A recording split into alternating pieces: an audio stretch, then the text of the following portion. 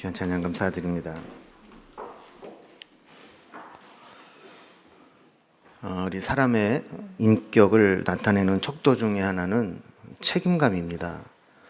책임감이 있는 사람은 때로 자신이 아무리 힘들고 어려워도 책임감 때문에 맡겨준 사명을 위해서 다시 일어나게 됩니다. 그래서 할 엘로드라는 사람은 책임감은 그러고 싶지 않을 때조차 하게 만드는 것이다, 이런 이야기를 했습니다. 사실 우리도 그렇잖아요. 책임감만 아니라면 이거 하고 싶지 않은 일인데 그 책임감 때문에 어쩔 수 없이 기를 쓰고 나타나서 그 사명을 감당할 때가 있습니다. 책임감의 이 사전적 정의를 보면 내가 해야 할 일들이 무엇인지 알고 끝까지 맡아서 수행하는 태도, 이렇게 규정을 하고 있습니다.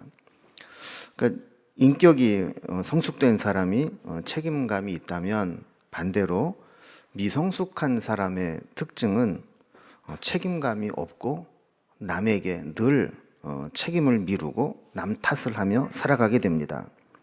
그래서 리더는 늘 밑에 있는 사람들 탓을 하고, 또 밑에 있는 사람은 늘 리더 탓을 하고, 또 늘 옆에 있는 동료 탓, 직장 탓, 사회 탓, 부모 탓, 이렇게 늘 남의 탓만 하게 되는 경우가 있게 되는 거죠. 또한 이 겉으로는 책임 있는 것처럼 보이지만 실제로는 무책임한 경우도 있습니다. 우리는 가끔 이제 공직자들이나 대표성을 띈 사람들이 내가 책임지고 사퇴하겠습니다, 이런 말을 하는 것을 듣게 돼요. 근데 여러분, 이게 진짜 책임 있는 행동일까요? 책임지고 사퇴하겠습니다. 이 겉으로 보기에는 책임을 지는 것처럼 보이지만 사실은 이것같이 무책임한 행동과 말이 없습니다. 결국 자신의 무능함과 무책임함으로 말미암아 많은 문제들이 생겼고, 그 문제들로 인해서 피해들이 발생을 했는데 그 문제와 피해는 해결하지 않고 그냥 나만 빠져나가겠다, 이렇게 보일 수 있다라는 겁니다. 그러면 어떻게 됩니까? 자기는 그냥 빠져나가고 문제를 회피하면 그만이지만 그 뒤처리는 남아있는 사람의 몫으로 남게 되고, 또 그가 무책임하게 해서 피해를 입힌 것들은 결국 다른 사람들이 다 해결을 해야 되는 겁니다. 적어도 책임을 진다라고 하는 것은 그냥 빠져나가듯이 사퇴하는 게 책임이 아니고, 이런 문제가 내 부족함 때문에 발생을 했는데 내가 이것을 만회하기 위해서 이렇게 희생을 하고 노력을 했습니다. 그리고 내가 최대한 이 피해를 최소화하고 내 능력으로는 여기까지이기 때문에 이제 적임자가 이 뒷수습을 해주기를 바랍니다. 이렇게 돼야 이게 진짜 책임 있는 행동 아닙니까? 또 적어도 어떤 문제가 발생하고 났을 때 제 무능함과 무책임함 때문에 이런 일이 방치가 됐는데 제가 사퇴를 하면서 그래도 다시는 이런 일이 발생하지 않도록 내가 재발 방지할 수 있는 시스템을 만들고, 또 다시는 이런 피해가 생기지 않도록 조치를 취하겠습니다, 이런 것들이 병행이 될 때 그건 진짜 책임 있는 행동이 되는 거죠. 그냥 말로만 나 이게 힘들어서 못하니까 책임지고 사퇴하겠습니다, 빠지는 거는 진짜 책임 있는 행동이 아니라는 거예요. 자, 그렇다면 이 책임이라는 게 도대체 뭘까? 이 책임의 시작은 사실 선택과 결단으로부터 시작됩니다. 여러분, 우리가 어떤 중요한 일을 할 때에는요, 누군가 책임 있는 선택과 결정을 해 주어야 합니다. 그것이 때로는 리더가 해야 될 책무이고 리더의 역량이기도 합니다. 또 리더는 어떤 일을 책임 있게 감당한다고 할 때 구체적인 방법과 내용을 분명하게 제시해 주어야 합니다. 애매하게 이야기를 하면 일하는 사람도 애매하게 할 수밖에 없는 거예요. 그러면 결국 리더가 원하는 결과를 얻지 못하게 되고 서로 나중에 문제가 생기면 책임을 떠넘기게 되는 거죠. 제대로 얘기를 해주던가, 이렇게 이제 생각을 하게 되고, 또 리더는 왜 그런 것도 제대로 못해, 이렇게 되는 겁니다. 그래서 리더는 일만 시켜놓고 보고만 받는 게 아니고 구체적으로 그 일을 실행할 수 있는 방법과 내용을 제시해 주어야 되는 거죠. 자, 그리고 책임의 마지막 마무리는 결과에 대한 책임을 지는 겁니다. 그래서 이 리더는 사실 많은 권한이 부여되지만 권한만 부여되는 게 아니라 그 권한을 사용한 것에 대한 책임도 져야 되는 거예요. 그러니까 일을 하는 사람이 리더가 정해준 일에 대한 방법과 리더의 결정을 따라 충실히 이행을 했다면 그 결과가 어땠든지 책임은 누가 져야 돼요? 리더가 져야 되는 거죠. 그러니까 리더가 선택을 하고 또 방법을 정해주고 또 일을 시켰다면 그 모든 책임은 리더가 져야 되는 겁니다. 여러분, 최악의 경우가 어떤 경우냐면 리더가 무지한 데다가 무능하기까지 하고 마지막에 무책임하기까지 하면 그 밑에 있는 사람은 죽어나는 겁니다. 리더는 상황 파악에 능해야 됩니다. 그리고 문제가 생겼을 때 그것을 해결할 수 있는 능력을 가지고 있어야 합니다. 그리고 그 문제에 대한 책임도 져야 됩니다. 그런데 만약에 리더가 이 일이 지금 어떻게 돌아가는지도 모르고 일이 터졌을 때 이걸 어떻게 수습을 하고 해결해야 될지도 모르고 그리고 일이 터졌을 때 일에 대한 책임도 지지 않으려고 한다면 그 공동체는 정말 혼란스러울 수밖에 없는 거죠. 오늘 본문에 보면 이 야곱이라는 사람이 어떤 사람인가라고 우리가 볼 때 정말 책임감을 갖지 못하는 가장 또 책임지지 못하는 리더의 모습을 보여주고 있는 것을 보게 됩니다. 또 아이러니하게도 이 세겜 사람, 이 사람은 비록 하나님을 믿는 사람은 아니었지만 자신의 행동에 대해서 아주 최대한 책임을 지려고 하는 그런 모습을 보게 돼요. 여러분, 이런 걸 보면 믿음이 좋다는 것하고 인격적으로 성숙하다라고 하는 것은 사실 항상 병행하는 것은 아닌 것 같아요. 그러니까 야곱은 하나님을 믿는 사람이고 하나님의 사람임에도 불구하고 결정적인 순간에 보면 아주 무책임하게 빠져나가려고 하고 또 이 세겜과 하몰은 비록 이방 사람이기는 했지만 어떤 문제가 생겼을 때 적극적으로 그 문제를 포용하고 책임지려고 하는 태도를 보이고 있다라는 겁니다.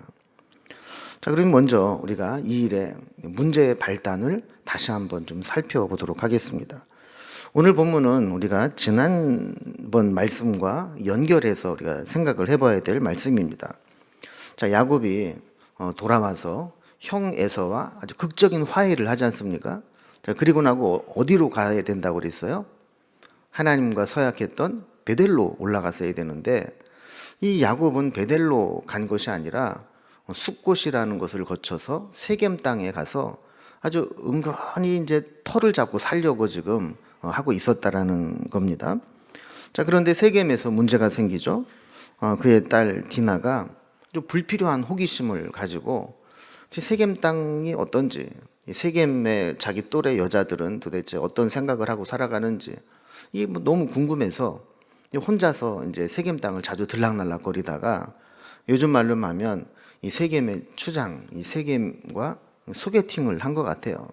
그래서 연결이 돼서 한두 번 만나다 보니까 이 세겜이 너 우리 집 가서 라면 먹고 갈래? 뭐 이제 요즘 말로 그런 거죠. 그래서 거기 이제 들어갔다가 거기에서 이제 강간을 당하게 되는 사건이 일어나고 그 후로 그 집에 거의 감금되다시피 갇혀 있는 상황을 맞이하게 됩니다. 자, 여기까지 보면 분명히 세겜이 잘못한 거죠. 합의하에 정식으로 청혼을 하고 결혼을 한 다음에 하는 것이 아니라 그 디나를 유인을 하고 자기 집으로 인도하여 내서 억지로 이렇게 관계를 맺었다는 것은 잘못입니다. 자, 그런데 그 이후에 일어난 일들을 보면 오늘 말씀의 제목처럼 이 이방인인 세겜은 자신의 행동에 대한 책임을 지려고 하는 데에 비해서 야곱은 너무나 무능하고 무책임한 모습으로 방관하다가 결국에는 감당할 수 없는 큰 사고를 치게 되는 결과를 가져오게 되는 모습을 보게 됩니다. 자, 세겜은 어떻게 했어요? 이 디나를 범하고 난 다음에 먼저 아버지 하몰에게 결혼 승낙을 받습니다. 그러니까 뭐 요즘은 뭐 지 좋으면 결혼하지만 사실 우리나라도 불과 몇십 년 전만 해도 결혼하기 위해서는 부모님에게 허락받는 게 제 1순위였잖아요. 여기는 뭐 마찬가지 뭐 혼주였죠. 혼주인 아버지 하몰에게 결혼을 이제 승낙을 받았어요. 자, 승낙을 받고 난 다음에 어떻게 했습니까? 하몰과 세겜이 야곱을 찾아옵니다. 그래서 여차저차하고 저차저차해서 우리 아들놈이 대개 따님을 이렇게 했고 지금 우리 집에 데리고 있습니다. 뭐 이런 얘기를 하게 된 거죠. 자, 그러면서 아주 파격적인 조건을 제시하면서 우리 이참에 결혼을 시킵시다. 그리고 이 둘만 결혼시키는 게 아니라 당신의 집안 내 식구들도 보아하니까 꽤 많은데 그 식구들도 우리 이 세겜 사람들과 같이 결혼도 하고 매매도 하고 거래도 하고 또 땅도 사고 또 기업으로 자손들에게 물려주기도 하고 이러면서 우리 이제 함께 살아갑시다. 이런 이제 조건을 제시해 준 거예요. 이런 걸 보면 사실 이 세겜이 개인의 실수였기는 했지만 그 실수에 대한 책임을 지기 위해서 이 공동체 전체가 함께 가자 하는 그런 책임 있는 행동을 하는 것을 보게 됩니다. 근데 여기에 비해서 야곱은 어떻습니까? 이런 청혼과 그 제안을 받았을 때 야곱의 반응이 어떻다고 그랬어요? 5절 말씀을 보면 야곱이 그 딸 디나를 그가 더럽혔다 함을 들었으나 자기의 아들들이 들에서 목축함으로 그들이 돌아오기까지 잠잠하였고 그랬어요. 그러니까 야곱은 이 문제에 대해서 자기가 어떤 책임 있는 결단을 내리려고 하지 않았다는 겁니다. 아까 제가 책임감은 결단과 이 선택을 통해 시작된다고 그랬잖아요. 또 중요한 일을 결정하는 것, 그거 자체가 이 책임 있는 행동입니다. 그런데 야곱은 그렇게 하지 않았어요. 이 아들들이 돌아오면 뭐 지들이 어떻게 하겠지. 이렇게 미뤄두고 그냥 잠잠히 마치 그 남의 집 딸 얘기 듣는 것처럼 그렇게 느낄 정도로 아무것도 하고 있지 않았다라는 겁니다. 자, 그런데 이제 그 다음이 문제입니다. 그렇게 해서 아들들이 돌아오고 났는데 그 후에 걷잡을 수 없이 일이 확대되는 것을 보게 돼요. 이 모습을 통해서 우리가 깨닫게 되는 것은 리더는 선택과 결단으로 책임감을 나타내야 한다라는 겁니다. 이 들에서 이 디나에 대한 소식을 듣고 돌아온 오빠들이 심히 도했습니다. 그러니까 오빠로서 여동생이 욕을 당했다고 하는 이야기를 들으니까 분노하는 건 당연한 일이죠. 그런데 이것이 단순히 그냥 한번 욱 하는 마음으로 올라왔던 분노가 아니라 그 분노가 엄청난 사건으로 발달을 하게 됩니다. 아주 무시무시한 계략을 꾸미게 됩니다. 자, 그들이 세운 계략이 뭐예요? 너희들이 제안한 대로 우리가 서로 통혼을 하려면 우리는 할례 받은 족속하고만 통혼을 한다. 그러니까 정하고 싶으면 너희 민족이 다 할례를 받아라.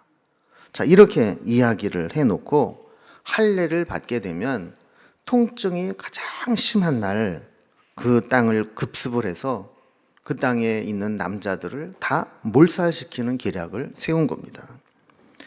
여러분이 이러한 계략은 정말 크게 두 가지 점에서 큰 문제인데, 하나는 여러분 할례라는 게 뭐예요? 하나님의 거룩한 백성이 되는 언약의 표시잖아요. 이런 거룩한 예식을 용도 이외의 방법으로 다른 타락한 방법으로 사용하려고 전용했다는 것 자체가 문제입니다. 또 하나의 문제는 그 방법이 죄 없는 수많은 사람들을 학살하는 데 있었다는 거예요. 지금 자기네가 피해 입은 거는 누구예요? 누구 때문에 그런 거예요? 세겜이잖아요. 그런데 그 세겜 성에 있는 모든 사람의 남자들을 다 할례를 받게 하고 다 죽였다. 그러면 나머지는 그 죽을 만한 잘못을 한 게 아니잖아요. 그럼에도 불구하고 죄 없는 사람들을 죽이게 만드는 그런 이제 계략이었다라는 거죠. 여러분, 이런 일들을 보면 혈기왕성한 이 아들들이 그런 감정을 조절하지 못하고 일을 저질렀다라고 볼 수도 있지만 최종적인 책임은 사실은 아들들 교육을 잘못 시켰고 또 아들들이 이러한 일들을 교육하고 모의할 때 문제 해결에 대한 기본적인 가이드라인을 제시해 주지 못한 아버지, 가장의 책임도 크다라는 겁니다. 자, 이런 이야기를 드렸을 때 아버지가 어떻게 했어야 돼요? 야, 그건 아니다. 우리가 좀 속상하고 우리 딸 디나가 욕을 당하기는 했지만 어떻게 그렇다고 그 문제를 가지고 그 성읍에 있는 남자들을 다 죽일 생각을 하냐. 그리고 더군다나 할례를 받으라고 그렇게 이야기를 해놓고 이 하나님의 거룩한 예식을 그렇게 더럽혀서는 안 된다. 우리가 어떤 타협을 하든지 보상을 받든지 하더라도 상식적인 범위 내에서 납득되도록 해야지 이거는 아니다. 이렇게 가이드라인을 제시해 줄 필요가 있다라는 거죠.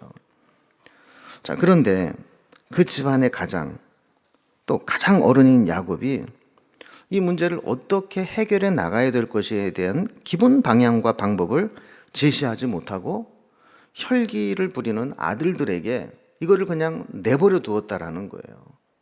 이게 가장 큰 이 문제라는 겁니다. 그럼 보통 리더가 이런 무책임한 모습과 무능한 모습을 보이게 되면 밑에 있는 사람들이 고생을 하게 됩니다.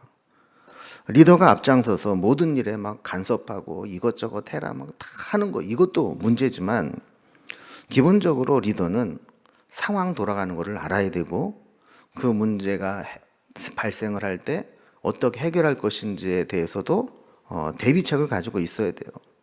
그리고 어떤 일을 지시할 때에는 구체적으로 방법까지도 지시를 해줄 필요가 있습니다. 자, 그렇지 않으면 어떤 일이 일어나는가? 여러분, 일을 딱 던져놓으면요, 그 중에서 좀 아는 사람 있잖아요. 이 돌아가는 걸 아는 사람은 장난질을 칩니다. 자기가 왕노릇하려고 하고 자기 멋대로 일을 막 끌고 가려고 합니다. 그러면 정작 그 일을 제대로 만들어 가야 될 사람들은 막 속이 터지는 거죠.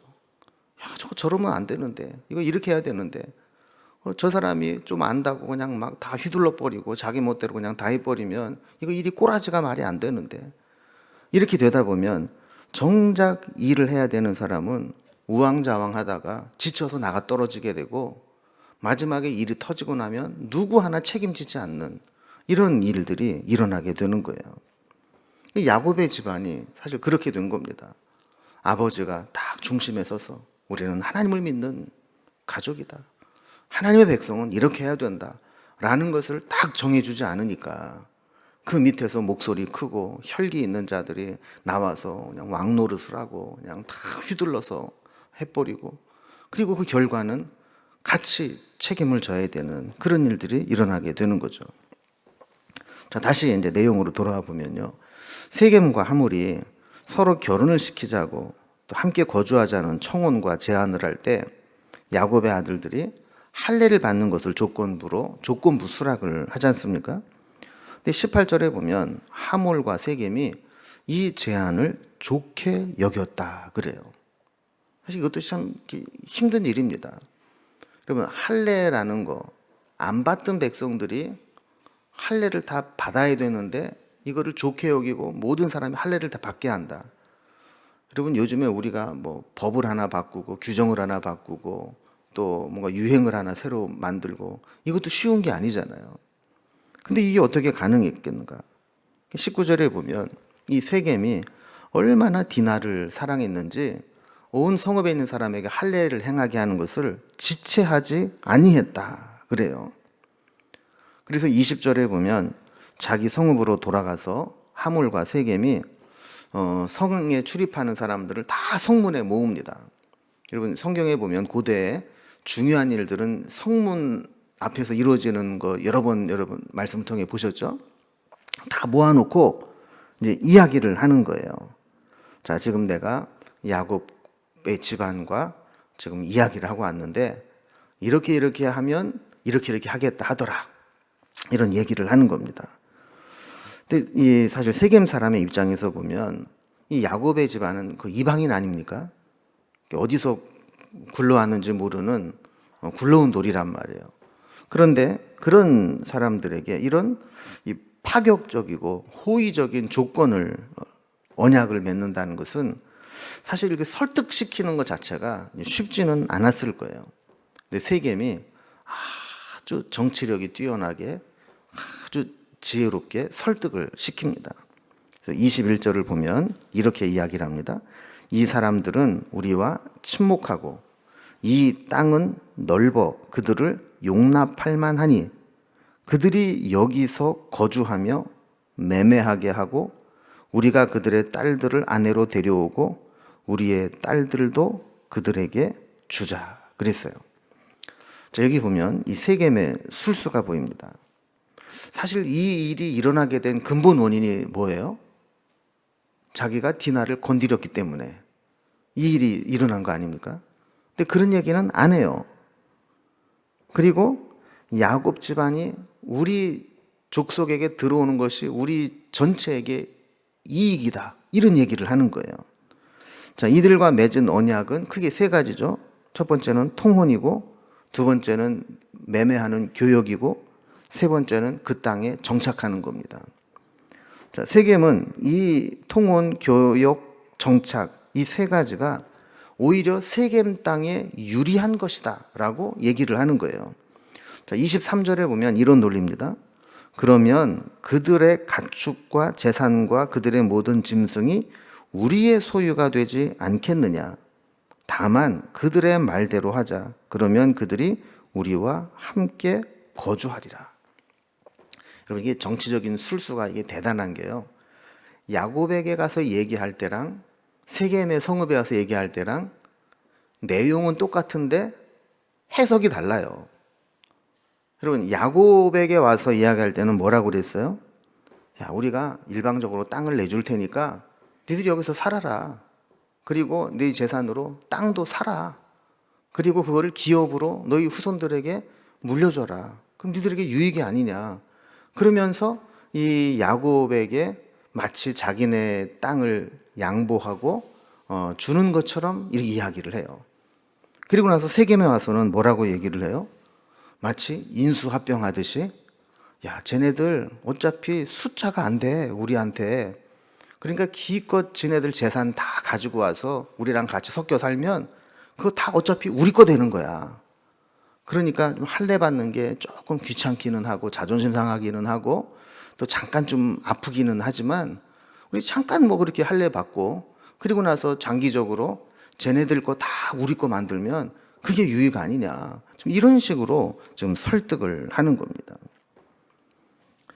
이 세겜 사람들은 이 일이 앞으로 어떤 결과를 가져올지를 생각을 안 하는 거예요. 그저 이렇게 되면 우리에게 재산 증식에 효과가 있고 우리의 인구가 늘어나면서 우리 세겜성이 더 강력해질 것이다 하는 세상적인 이해 타산만 가지고 결정을 내려버린 거죠. 그래서 세겜 사람들의 동의를 얻어냅니다. 그리고 그들이 모두 할례를 받습니다. 그런데 문제가 터집니다. 25절에 보면 제3일에 아직 그들이 아파할 때에 야곱의 두 아들 디나의 오라버니 시므온과 레위가 각기 칼을 가지고 가서 몰래 그 성읍을 기습하여 그 모든 남자를 죽이고 그랬어요. 여러분, 할례가 설명을 안 드려도 뭔지는 아시죠? 예, 그거를 그 어릴 때 하면 애들이 잘 모르지만 다 커서 하면 무척 고통스럽습니다. 그래서 한 3일쯤 되면 막 여기가 막 욱신욱신하고 그냥 막 아파가지고 뭐 아무것도 못해요. 걷지도 못해요. 화장실 한번 가는 게 얼마나 고통스러운지 몰라요. 자, 그런데 그런 상태에 있을 때 시므온과 레위가 주동이 되어서 칼을 가지고 그 성읍을 기습해서 이렇게 무방비 상태로 있는 남자들을 다 죽여버립니다. 마치 인간 사냥을 연상할 듯하게 그냥 집에서 그 고통 가운데 있는 사람들을 그냥 무자비하게 학살을 해버리는 겁니다. 여러분, 여기에서 이 그 시므온과 레위가 주동이 된 이유는 아마 그럴 거예요. 이 디나와 엄마가 같잖아요. 그러니까 디나하고 시므온과 레위는 다 이 레아의 남매들입니다. 남매가 레아의 자녀들입니다. 서로 친남매가 되는 것이죠. 여러분, 이걸 보면 인간의 이 분노와 복수가 얼마나 무서운 것인가를 우리가 보게 됩니다. 여러분, 이 복수심은요, 절대로 자기가 당한 것만 갚지 않습니다. 이 복수심은 항상 내가 당한 것에 몇 배로 보복하고 싶은 마음이 생기는 거예요. 여러분, 이 현대인들은 말로 다 할 수 없는 분노를 가지고 살아갑니다. 때로는 원인 모를 이 분노를 가지고 살아가게 됩니다.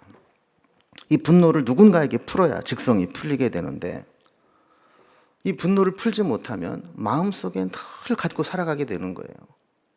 그래서 누군가가 나에게 서운하게 하거나 내 자존심을 상하게 하면 밤새 생각하고 또 생각하고 곱씹으면서 한번 걸리기만 해봐라, 이런 마음으로 막 분노를 증폭시키는 거예요.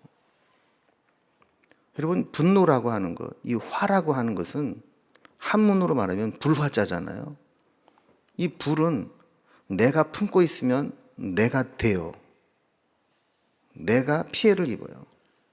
그리고 이 분노, 화를 다른 사람에게 쏟아내면 그 화를 당하는 사람이 상해를 입어요. 그러니까 우리가 절대로 해서는 안 되는 것이 뭐냐면 마음의 분노를 증폭시키는 것. 이건 절대로 해서는 안 되는 겁니다. 근데 사람이 성격에 따라 좀 다른 것 같아요. 어떤 사람은 막 화나는 일을 당해도 하룻밤 자고 나면 뭐 언제 그랬나 별로 신경이 안 쓰이는 사람이 있어요. 그런데 어떤 사람은 그거를 죽을 때까지 못 잊어요. 그래서 다 잊은 줄 알고 다 아닌 줄 알았는데 혼자만 그것을 가지고 있다가 기회를 봐서 복수를 하고 보복을 하는 경우가 생기지 않습니까? 여러분, 믿음의 사람들은 우리 안에 이런 분노가 생기고 또 막 복수하고 싶은, 막 갚아주고 싶은 그런 마음이 생길 때 그거를 기도로 풀어내야 됩니다. 하나님 앞에 다 쏟아내고 하나님이 주시는 은혜로 그런 것들을 제거해야지. 그렇지 않게 되면 내가 힘이 있을 때는 그것을 폭발을 시켜서 다른 사람에게 상처를 주게 되고, 내가 힘이 없을 때는 나 스스로를 상하게 만들고 다치게 만들게 되는 거예요. 자, 26절을 보면 이 학살의 완성은 디나를 욕보인 세겜과 그의 아버지 하몰을 죽이는 것으로 완성이 됩니다. 이게 시간적으로 제일 먼저 세겜과 하몰을 죽였는지 아니면 마지막에 죽였는지는 모르지만 어쨌든 26절에 보면 이 학살의 마무리로 되어진 것으로 되어 있습니다. 자, 그런데 여기서 끝나질 않아요. 처음에 이 시몬과 레위가 주동이 돼서 이 학살을 했는데, 그런 나머지 형제들은 가만히 있었냐? 그렇지 않아요. 나중에 개입을 합니다. 그래서 이 남자들이 학살된 이 성읍에 들어와서 엄청나게 노략질을 해갑니다. 28절에서 29절까지 보면 양과 소와 나귀와 성읍에 있는 것들과 들에 있는 것들과 모든 재물과 그들의 자녀와 아내들과 집 속의 물건까지 다 노략해 왔다고 기록을 하고 있습니다. 그러니까 정말 완전히 초토화를 시켜버린 거죠. 가서 남자들을 다 죽이고, 그리고 나서 그들이 가지고 있던 모든 소유물들을 들에 있는 거든지 성읍에 있는 거든지 집안에 있는 거든지 사람이든지 물건이든지 가축이든지 할 것 없이 완전히 걷어를 내는 거예요. 그냥 싹 다 노략질을 해오는 겁니다. 자, 그러면서도 그들이 이렇게 생각합니다. 27절 뒤에 보면 이는 그들이 그들의 누이를 더럽힌 까닭이라. 엄청난 잘못을 저지르고 나서도 죄책감이라든지 자신의 잘못을 느끼는 것이 아니라 오히려 잘못을 정당화시키는 생각들을 하는 겁니다. 여러분, 우리가 잘못할 때, 우리가 실수하고 죄를 지을 때 그것이 깨달아지면 빨리 인정하는 게 회개의 첫 번째입니다. 근데 이게 안 되면 자신의 잘못을 정당화시키는 거예요. 우리가 흔히 어떻게 생각해요? 나니까 이 정도로 참는 거야. 나니까 그냥 이 정도로 넘어가는 거야. 이러면서 자신의 잘못을 정당화시키는 거죠.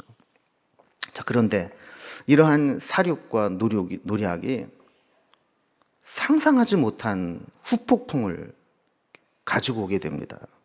그래서 이러한 일들이 야곱의 일가를 기다리고 있는 엄청난 후폭풍이 좀 기다리고 있는데, 이렇게 순간의 분노의 화신이 도를 넘는 학살과 노략으로 이어지고 난 다음에 야곱은 그제서야 사태 파악을 하게 됩니다. 이렇게 세겜 사람들을 죽이고 거기에 있는 재산을 빼앗아 오는 것으로 끝이 아닙니다. 그것은 감당할 수 없는 후폭풍이 기다리고 있습니다. 그래서 이것을 깨달은 야곱이 아들들에게 이렇게 이야기합니다. 30절에 보면 야곱이 시므온과 레위에게 이르되 너희가 내게 화를 끼쳐 나로 하여금 이 땅의 주민 곧 가나안 족속과 브리스 족속에게 악취를 내게 하였도다. 나는 수가 적은즉 그들이 모여 나를 치고 나를 죽이리니 그러면 나와 내 집이 멸망하리라. 여러분, 야곱이 지금 파악하고 있는 상황이 어떤 겁니까? 이 가나안은요, 나중에도 우리가 성경에 나와 있지만 가나안 7족속 이렇게 가나안의 족속들이 부족 국가를 형성하면서 서로 긴밀하게 유대감을 가지고 있는 곳입니다. 그 세겜성을 이렇게 잔인하게 살육을 했다. 이것이 소문이 나면 나머지 가나안 족속들이 가만히 있을까요? 그렇지 않다는 거죠. 저놈들 저거 가만히 내버려두면 언제 우리 뒤통수 칠지 모른다. 그리고 어디서 굴러온 게 감히 우리 같이 연합 도시국가를 저렇게 만들어 이렇게 엄청난 보복이 기다리고 있다는 것을 알았던 겁니다. 그래서 이 야곱은 가나안 족속과 브리스 족속에게 악취를 내게 하였도다. 그러니까 이 야곱의 아들들이 행한 이 일들이 악취와 같다는 거예요. 여러분이 악취는 아무리 숨겨도 풍겨나가지 않습니까? 결국에 그 냄새를 맡게 되는 것처럼 지금 이 야곱의 아들들이 세겜에 행한 이 악행은 악취와 같이 반드시 가나안 거민들에게 알려지게 될 거라는 거죠. 그렇게 되면 그들이 가만히 있지 않을 건데, 가만히 생각을 해보니까 그들의 연합군에 비하면 우리는 너무 숫자가 적고 그들을 상대해서 살아남을 가능성이 없다라는 거예요. 근데 여러분, 여기 보면 이 야곱이 아주 끝까지 이기적이고 무책임한 모습을 보이는 것을 보게 됩니다. 여러분, 30절에 보면 여기에 제일 많이 등장하는 단어가 뭐예요? 나. 여러분, 이 상황에서 야곱이 우리 집안을 어떻게 할 것인가? 우리 자식들을 어떻게 할 것인가? 여기에 관심을 가져야 되는데 끝까지 나예요. 내가, 나는, 나를 이러면서 계속 나예요. 너희가 내게 화를 끼쳐 나로 하여금, 그리고 나는 수가 적은즉 그들이 모여 나를 치고 나를 죽이리니 그러면 나와 내 집이 멸망하리라. 여러분, 끝까지 자기밖에 모르는 이런 이기적인 모습 뿐만 아니라 무책임한 모습이 또 나타나는 것이, 이 일에 대한 수습을 하려는 의지가 없어요. 끝까지 이 아들들에 대한 책임전과 비난, 이것으로 마지막까지 가는 야곱의 모습을 보게 됩니다. 그러니까 야곱은 머리가 좋은 사람이잖아요. 그러니까 상황 파악은 잘해요. 야, 이거 큰일 났구나. 이게 일이 간단하지 않구나. 우리 잘못하면 죽게 생겼구나. 그런데 마지막까지 무책임한 모습, 이기적인 모습, 문제를 해결하지 못하는 모습, 이런 모습을 보이는 것을 보게 됩니다. 처음에 시므온과 레위가 형제들을 출동해서 일을 꾸밀 때 막았어야 했습니다. 할례를 협상의 도구로, 학살의 도구로 삼으려고 할 때 이것을 막았어야 했습니다. 그리고 실제로 그들을 살육하고 노략질하러 나갈 때도 막았어야 했습니다. 그런데 막지 못했습니다. 방관했습니다. 그들을 책임지지 못했습니다. 자, 그런데 이 또 문제가 뭐냐면, 그럼에도 불구하고 야곱의 아들들은 자신의 잘못을 끝까지 깨우치지 못합니다. 이렇게 책망하는 야곱에게 아들들이 뭐라 그래요? 31절에 보면 그들이 이르되 그가 우리 누이를 창녀같이 대우함이 옳으니까. 여러분, 미련한 자는 끝까지 자기 잘못을 인정하지 않습니다. 하나님을 제대로 만나지 못한 사람은 감정과 혈기에 의해서 인생을 망치게 됩니다. 그러니까 이게 야곱에게도 상처가 됐던 것 같아요. 그래서 이 창세기 49장 5절에 보면 이렇게 이야기를 합니다. 시므온과 레위는 형제요, 그들의 칼은 폭력의 도구로다. 여러분, 창세기 49장이 어떤 내용입니까? 야곱이 자기의 자식들을 마지막으로 축복하고 예언하는 장면이거든요. 그런데 이 사건이 해결이 안 됐던 것 같아요, 마음적으로. 그래서 그는 그 마지막 그 축복의 장면에서 레위와 시므온에 얘기하면서 그들의 칼은 폭력의 칼이로다, 이런 이야기를 하고 마는 겁니다. 여러분, 결국 그들의 무책임한 행동이 가나안 연합군의 침공을 불러일으키게 만들었습니다. 세겜 성읍이야 뭐 한 성읍이고 또 거짓 약조로 할례를 받게 했기 때문에 싸우고 대적할 수 있는 상황이 아니니까 이길 수 있을지 모르지만, 이 가나안 연합군이 몰려오게 되면 그 수적으로도 열세고 대등한 입장에서 싸우게 되면 절대로 이길 수 없다는 것을 야곱은 알았습니다. 야곱의 아들들의 상상을 초월한 만행으로 야곱은 뭐 기껏해야 모든 걸 버리고 도망가든지 아니면 가나안 족속들에게 멸망을 당하들자 위기에 처하게 된 것입니다. 자, 만약에 하나님의 개입하심이 없었더라면 야곱은 그렇게 그 땅에서 끝나고 말았을 겁니다. 그런데 성경을 보면 34장에서 야곱의 이야기가 끝나지 않고 35장에도 계속 이어집니다. 그 이야기는 뭐냐면 야곱이 여기에서 끝나지 않는다는 거죠. 자, 어떻게 야곱은 이런 급박한 상황 속에서 살아남을 수 있었는가? 하나님의 개입하심, 하나님의 은혜가 있었기 때문입니다. 그 내용은 다음 시간에 35장에서 살펴보도록 하겠습니다.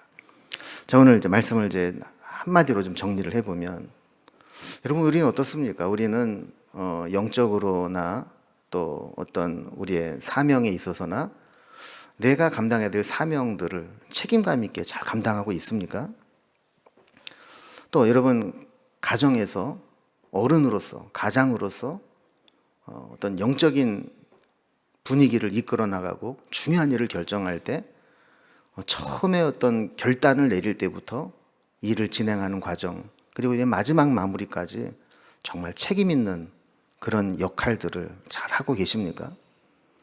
그럼 믿음이라고 하는 것은 결국 얼마나 하나님 앞에 책임 있는 삶을 사느냐, 이것으로 증명이 되는 겁니다.